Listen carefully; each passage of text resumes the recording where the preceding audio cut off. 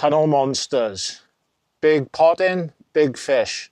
Now you might be wondering what I actually mean by that slogan, but this is what I actually mean. Using big pots, pole pots, to target big fish. So I've just recently fished a couple of festivals at Tunnel Barn Farm, and what actually surprised me is how many big fish was caught on various lakes. Now, there was a few lakes in particular, Top Pool, High Pool, Jenny's, and one or two others where I felt that using this method could single out big fish such as carp. And it was, like I said, going on these festivals actually opened my eyes to how many carp are actually in these lakes, not just heavily stocked with F1s. Now, obviously, there is a few factors you need to take into consideration. Targeting shallow water. So what I mean by shallow water is sort of 2 foot or less. Now, I felt if you had those sort of depths, 24 inches or less, you had a massive advantage when it come to big potting for big fish. If you, like, I found that like an optimum depth would have been sort of around 17 inches deep. And there was quite a few times that I'd actually found this depth and caught carp and actually targeting them with, like I said, big pots of ground baits and big target baits such as a whole worm or like 4 maggots. So I'm just going to talk to you a little bit more in detail now. Now, this is not a method that you can actually use for like the 5 hours of your match. It's generally sort of the last 2 hours. Now, there's a few things that you need to get right in your armory to make this, well, be as productive as possible. Obviously, the first one, like I mentioned earlier, was the depth. If you found those depth, then obviously ground bait and shallow water comes hand in hand. But there's a few other things that I found which was really important, was obviously using the correct floats as well. Now, what float I use is actually a carp shallow in a 4x14. Nice thick 1.7mm hollow tip, glass bottom, so really robust. And then obviously you want to marry that up then with some real decent gear then.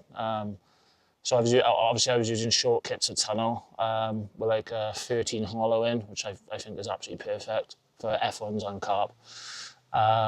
019 Powerline mainline down to a bulk of 7 number 9 stots, and then like a real dinky 3-inch hook length of 015 Powerline and a 14 GPM hook. Now, I found this absolutely perfect, like I said, for a whole worm and 4 maggots. Obviously, with obviously the slogan, big pots for big fish. Now, most of the time, targeting F1s on these snake lakes, this is my go-to pot, which is a medium Preston cad pot. Obviously, that's all I've done is just doctored, cut the sides out, and that's all it is just to let the water shoot through the sides and let obviously the products such as ground bait or micros melt out the pot as soon as it's submerged in the water. Now, I find this pot absolutely perfect, especially when you're targeting F1s, but this one had to be thrown up the bank, especially when we was targeting carp. So what I was using then is obviously a large Preston cad pot. Again, just the sides cut out, a few holes in it, just to let the water shoot through, and then the ground bait melt out the pot. Now, ground bait I was using was a Sonia Baits Match Method mix.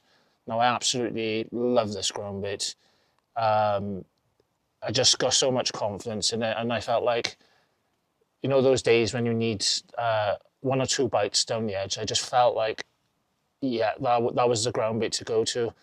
Every time I just feel like I got confidence in it. Like I said, over the 3 festivals I fished, the spring, the Mayfest, and obviously the Daiwa Masters, that's my go-to choice. And even if I could have the time off to use it, to fish the Drennan one later in the year, I would still use it because it's just got so much pull power. And again, it's using something that you've got confidence in, and I got total confidence in that. But what is great about it is that it's just so easy to mix. Like on the day, I was mixing up sort of 1.5 kilos of ground bait, which is 4.5 pints of ground bait, and literally just putting 4 pints of water to it. Let it set like a cake, and then obviously just put that up the bank, set your kit up, and then just chuck that through a 4mm riddle, and it was absolutely perfect. You could even add a little bit a touch more water to it if you just wanted to make it a tad heavier, but I found that absolutely perfect. So yeah, I just thought I'd try and share this information with you because I found it, well, quite astonishing and eye-opening at how many carp was in these lakes. And I do feel like there's specific lakes such as Top Pool, High Pool, parts of Extension,